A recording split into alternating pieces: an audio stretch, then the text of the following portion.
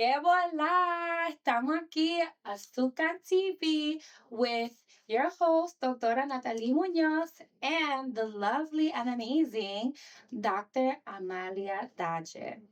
And so I'm so excited to have you here. For those of you who don't know, Dr. Amalia Dache was actually on my dissertation committee, and I found her work and her activism on Afro Cuban history and identity so fascinating that I was like, I need to have her on my committee.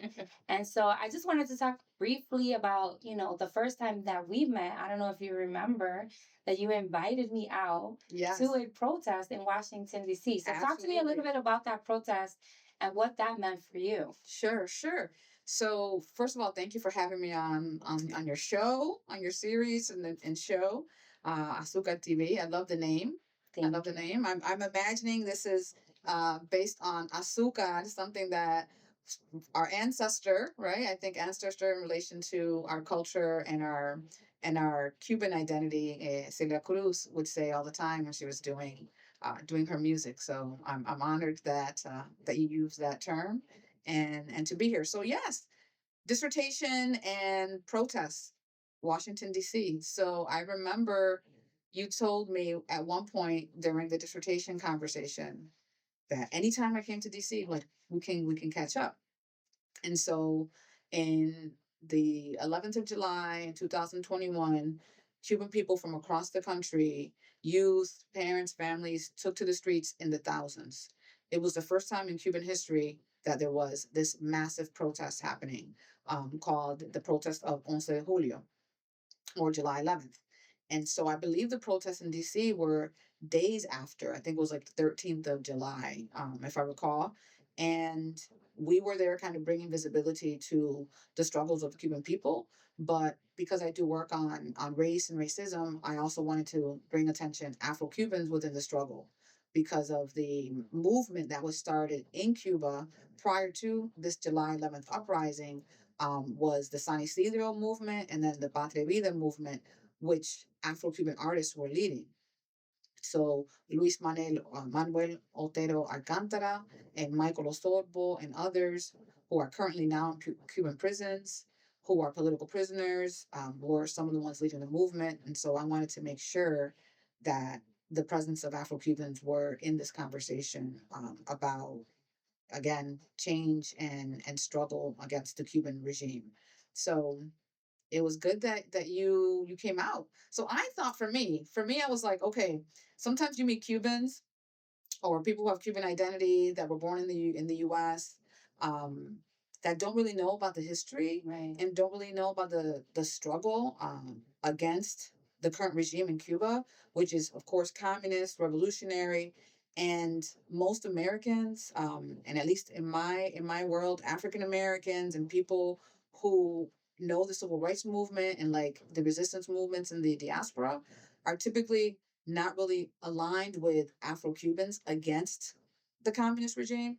It's very strange to even have that kind of discourse because a lot of it, a lot of like the Black Panther movement we talked about, a lot of the activists in the 60s, Malcolm X, a lot of them actually, were impressed and, believed Fidel Castro and believed the propaganda because he said behind it. the ideology behind it. And so Fidel Castro was a brilliant, villain, right? He was a brilliant villain, just like Stalin. These men were brilliant. They knew how to capture people's imagination with things like equity and rights and equality and anti-imperialism. But what was happening on the island in Cuba, what Black people were going through in Cuba during the 1960s, people like my father, who was one of the first political prisoners, to run a bus into the embassy of the United States to escape as a youth. No one was talking about that. No one was talking about the treatments of Black Cubans in Cuba under Fidel Castro, of religion, of what was happening to the religions in Cuba under this atheism of Marxism, how Afro Cuban religions were repressed and suppressed, how it was just a complete disaster for Black people in Cuba. And so when you were in DC and you were doing work on Afro Latinidad, and these protests were happening, I was like, I wonder where Natalie's mind is at in relation to this conversation about the struggle of Afro Cubans against the communist regime, and kind of where are you at? And so when you came out and you were like there in support, and you were like, yeah, I want to know, I want to learn, I want to learn about this discourse and this kind of dichotomy between what African Americans think Fidel Castro is and what actually Afro Cubans are struggling against contemporarily, and for the last 65 years. And so to be there, and I think you came out more than once. Like, you were about it. I really appreciated like you being in solidarity, and really being about the activism and honoring your ancestors and honoring your heritage. And so not a lot of people are like that. A lot of people do a lot of talking. A lot of people do a lot of talking, and not really about, really understanding the complexity and the nuance of struggle. Yeah, I think for me, like transnational solidarity has just always been, for whatever reason, like at my core, right? And having seen the movement in Cuba and the suffering, right, that was happening and is currently happening, Yeah. I think I just felt moved to kind of, elevate my voice in that moment. But I agree, like, there is so much complexity, and not necessarily even just from an African American perspective. Like, even if you ask Cubans, Yeah. they are very torn on the ideology that Fidel Castro presented versus what he actually did, right? Yes. And how it has led us to this current state of where we are, in Cuba right now. Um, but I want to shift a little bit and talk more about yourself, like Yeah. your own Cuban identity, and how you came to the work that you're doing now.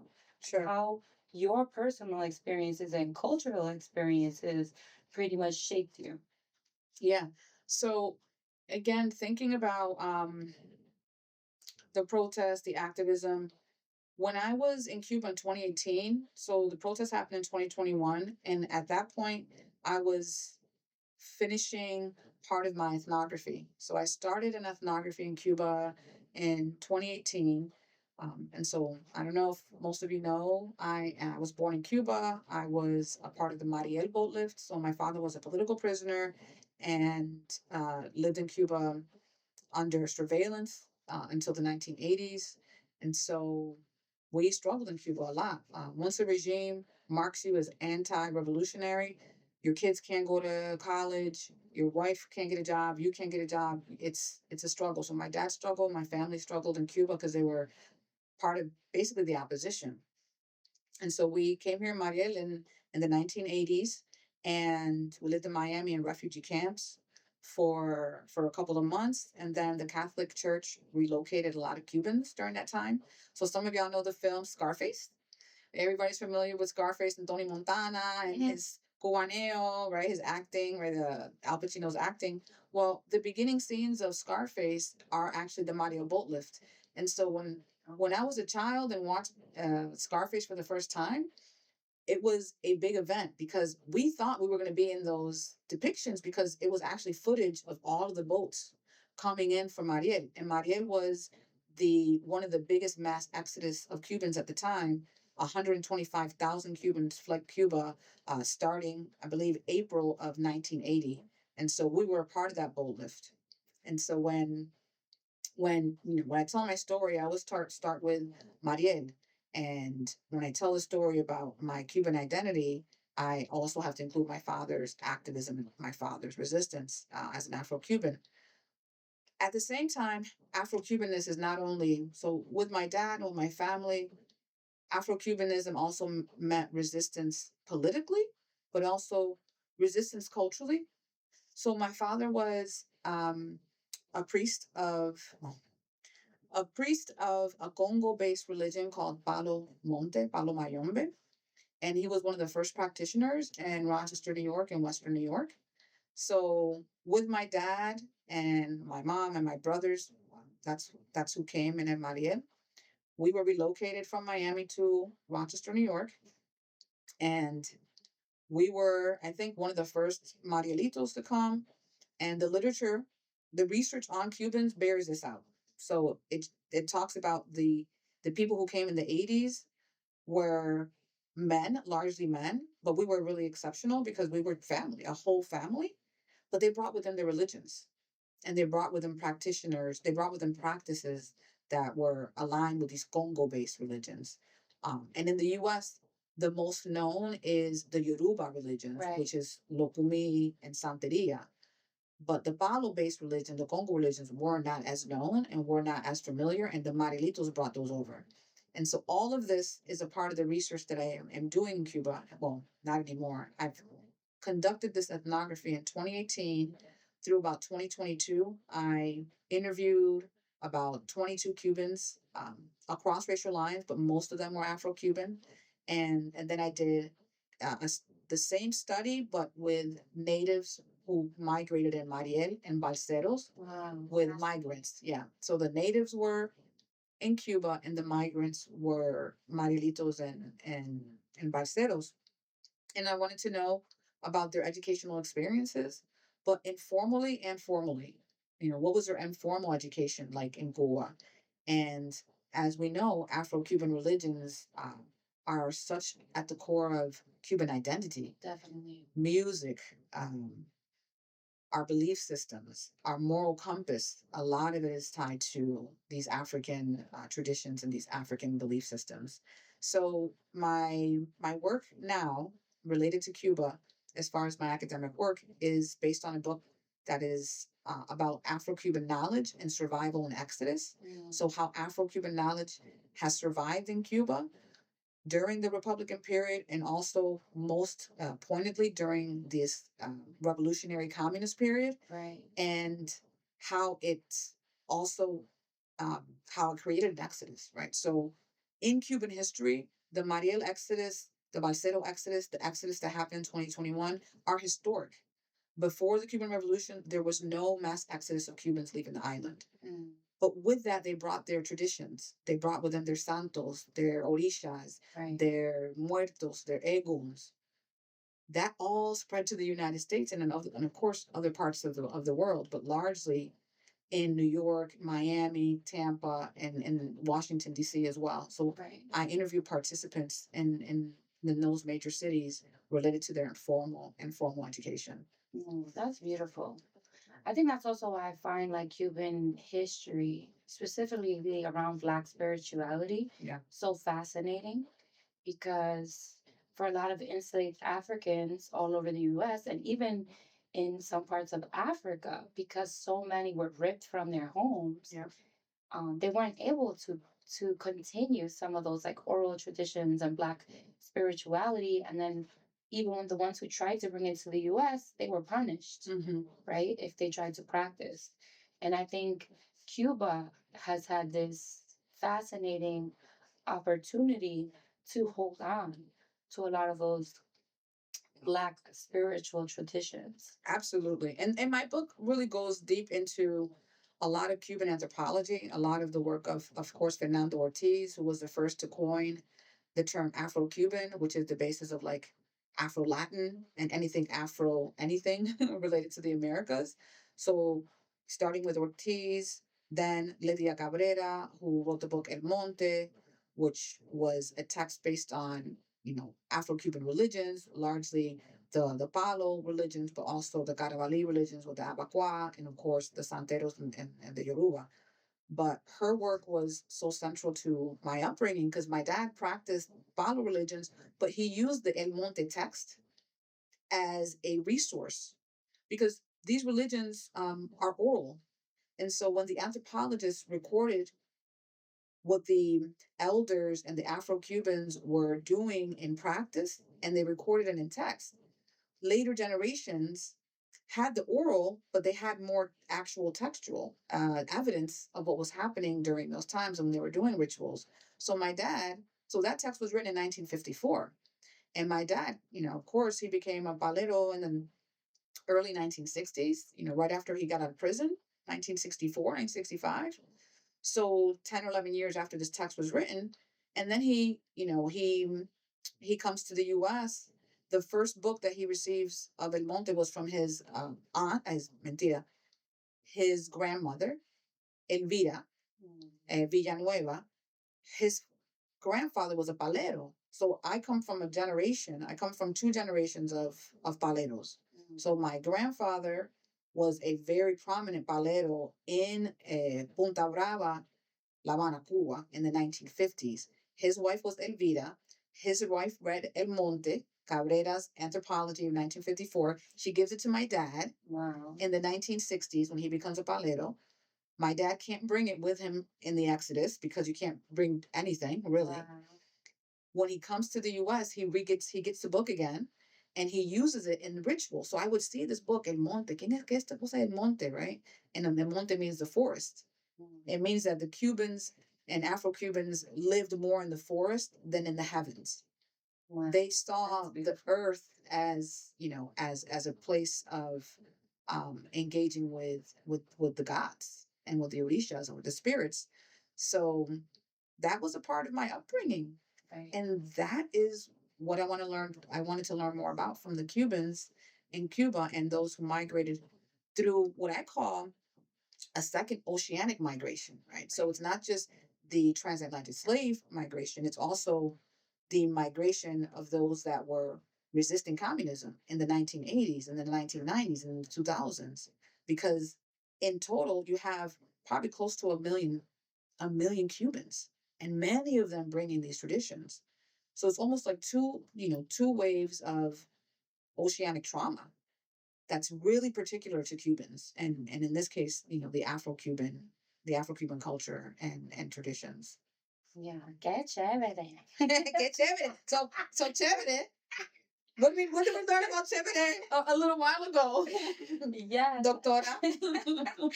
Well, I wanted to talk a little bit about that because, there are so many connections, right? Between, you know, between the continents. And, we were talking earlier about the word chévere. So if you don't mind just elaborating a little bit about its history and where it's rooted. So chévere, which is a term that Latinos or Latin Americans we use often, is actually the origin is in West Africa, and in a region during the colonial and pre-colonial period it was called Calabar, which is now within the Cross River region of like Nigeria, the Nigeria area. So this word is a part of what the Cubans call Garabali. So they took the word Calabar, and the Spanish version of this in Cuba is Gara. So they put an R instead of an L, Garabali, and they turned into the ethnic group Garabali. So any enslaved people that were brought from this region, Calabar, in the Cuban context, were called Garabalis. Wow. And they were part of a association, a brotherhood called the Abacuas, but it was based on the Ekbes of the Calabar region. And the Abacuas, this Chevere word is a word derived from the Abacuas. So it's pretty cool to know that all these Latin Americans are using a term that, comes from West Africa, but that was actually rooted in the motherland. Rooted in the motherland, but interestingly enough, comes in the vessel of enslaved Cubans. Right. Right. The Cubans were able to keep it and preserve it. Right. That's the word I'm looking for. So if it wasn't for the preservation of the Cubans, of the Afro Cubans, we probably wouldn't have this word in the Latin American vernacular. So interesting. Talk to me a little bit more about, some of your research. And I know you have been trying to think about how to maybe infuse some more creative and artistic tools into your research. So what's next for some of the work that you're doing? Yes, so I've talked a little bit about the book, and interestingly enough, I'm an academic, I'm a professor, so I'm tenured now, which means that I have more flexibility with the work that I can do. But within that flexibility also comes a lot of pressure to do more administrative work. And I don't necessarily like administrative work. I don't like being a manager of people. Right. But because I'm tenured, I also can think about creative ways that I want to express my writing or write more creatively. So when I was an English major in college, I remember the moment where I had to unchoose creative writing and choose literature because I wanted to go to law school. I wanted a terminal degree, and there was no way that I was going to make a living off of being a creative writer, but I really like creative writing. I feel like writing takes you to another world. I feel like reading, so reading books, Toni Morrison's books like Beloved, reading books by Zora Neale Hurston, so a lot of the African American literary traditions I studied in college, and reading those texts just brought me into another world. I felt like I was there. I felt like it was a movie. I'm a person that's I deeply think about life, and I also live deeply in my mind. So I'm someone who can just have my whole world in my head. I'm like constantly navigating different parts of my mind and feeling like I'm in a different world in my mind than what I'm living sometimes. It's pretty interesting. Um, but I feel like I have a big imagination, and I haven't really been able to tap that in my writing, right? Because as professors, we have to write for the social sciences. We have to write in a way that's very structured, and that's grounded in data, which is fine. But where does the creative piece, fall? And so I'm now, while I was writing the ethnography and while I'm writing the ethnography, so I plan to publish this in 2026, at least finish the book in 2026. I'm now on chapters 1 and 2, and it's about 10 chapters. So what I'm finding is, as I was doing my book proposal and the prospectus and the outline, I was reading about Afro-Cuban folklore and reading the stories of my participants and putting the folklore and the participant stories together. I've also started creating a character and a plot in my head of, what if, what if there was a child who learned about all the things that we didn't learn, Natalie, because we grew up in this country. What if there was this child who had this folklore and grew up with understanding what chévere was, understanding these connections when she was 5, when she was 6, when she was 7, when she was 8. What if this kid had the power to change the world, and based on her heritage and her ancestry, um, based on the Orisha power, what could that world be like for her? How could she change her community? I love this. I'm so excited. So that's what I did. I created a whole character. I created a character and a world that's based on the series. It's called Orisha Tales. So I've trademarked it. It's in the process of being trademarked. So it's a children's book. It's a children's book series. And it's interesting because so healing. It is Not just for like our community, but also just for yourself, right? Yes. Yes. Because it's like it's the thing that you wish you had when you were a kid. Yes. It's healing for me because, again, I feel like a part of me didn't have this childhood. A part of the struggle of Cuban people when they migrate, or any migrants, or any immigrant that comes to this country, there's trauma that comes with the migration, especially when you migrate by sea or if you migrate as a refugee. Like, there's a lot of turmoil that goes with that. And I think a lot of my upbringing or my childhood was a response to my mom's trauma, my father's trauma. We all had traumas, kind of, adjusting to American life, adjusting to a place where you had no family. I had no cousins. Everybody had cousins in the community. My Puerto Rican friends had cousins. The African Americans had cousins. Yeah, Puerto Ricans got back up. Everybody had.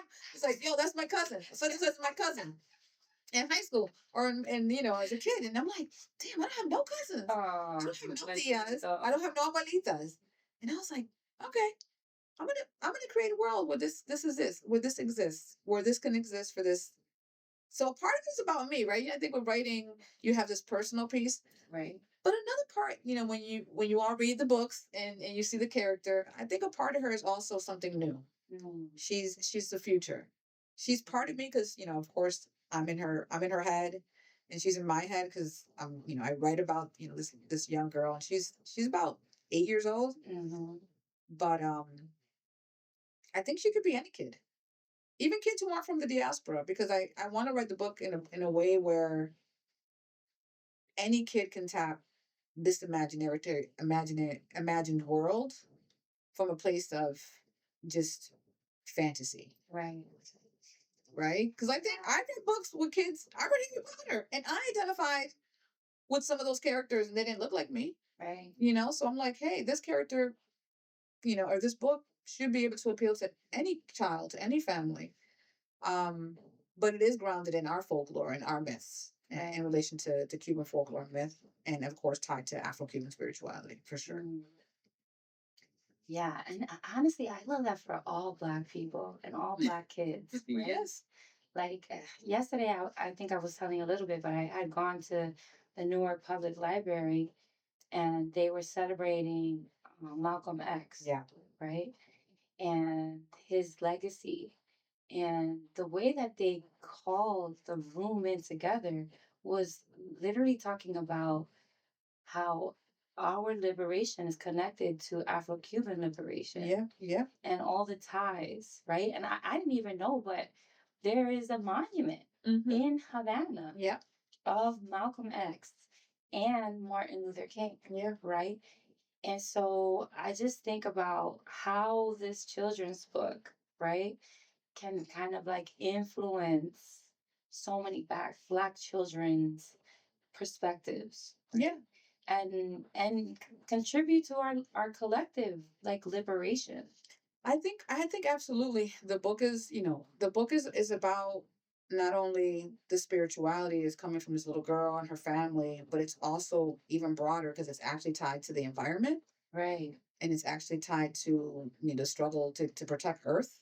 Wow. From human evil, human greed, and right, of course, one of the biggest evils that we've experienced as people from African descent is enslavement, is bondage. Right. And so this book is about freedom. Right. It's about the fantasy that exists in our minds of being free people. Right. Of how our ancestors have had always known they were free. Right. In their minds and in their spirit, although their bodies weren't necessarily free.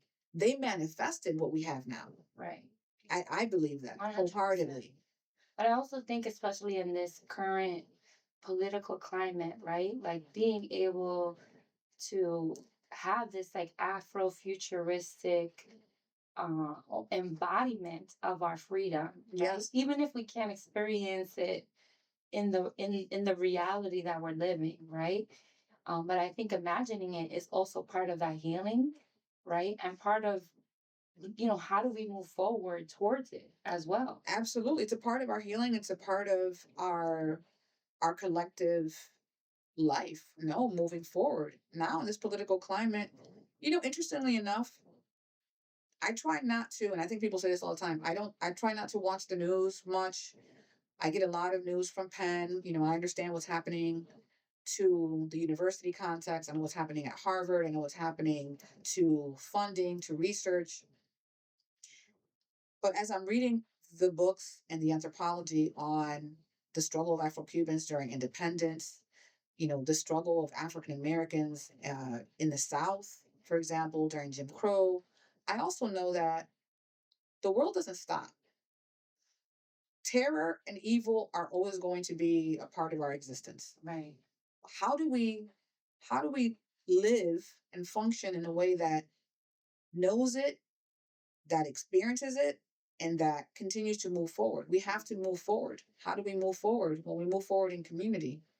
We move forward in a way that's creative, that's in love. Right? I think this is about love. Writing too. Like I learned so many things yesterday at this event, but Malcolm X he always carried a pen with him because he believed that his writing and his pen was a form of his, intellectual, um, you know, like his intellectual armor. Yeah. Right. And so, I'm just so excited for the work that you've done. And I know the work that you will continue to do. And I cannot wait to get that children's book. I am so excited. And one more thing, you talked about Malcolm X. I want to also big up Jose Marti. Okay. Right? Why am I bigging up Jose Marti? Because Jose Marti wrote a series, a children's series that my mom used to read to me all the time. Oh, wow. So people are like, well, who's Jose Marti? Who's Jose Marti? Well, Jose Marti was el apóstol de nosotros. He was probably one of the key liberating independence thinkers, intellectuals, fighters. He died on the battlefield. Some argue he shouldn't have died on the battlefield for Cuban independence. Wow. He lived in New York. There's a statue of Jose Marti in Central Park, but he was basically the intellectual mind behind Cuban independence. But interestingly enough, what people don't know, Jose Marti, is he was one of the first anti-racist scholars. This is before the 20th century, y'all. So I know you're talking about Malcolm X, but in Cuba, we had one of the premier early anti-racist scholars coming out of Cuba, pushing towards independence, writing for children. So my children's book is also a part of That legacy. that Cuban legacy, because Jose Marti was an independence fighter. He was in jail at 16 because he didn't believe in colonialism and he was against slavery. Right. At 16, you're in a jail cell because you're fighting against the Spanish. And he worked closely with Afro-Cubans, and Afro-Cubans and him worked closely together. There was a multiracial, interracial community in the United States that the independence movement grew from. And he had the time to write children's stories. That's beautiful. And he was fighting for independence and know. died on the battlefield. Wow. It was called La Edad de Oro.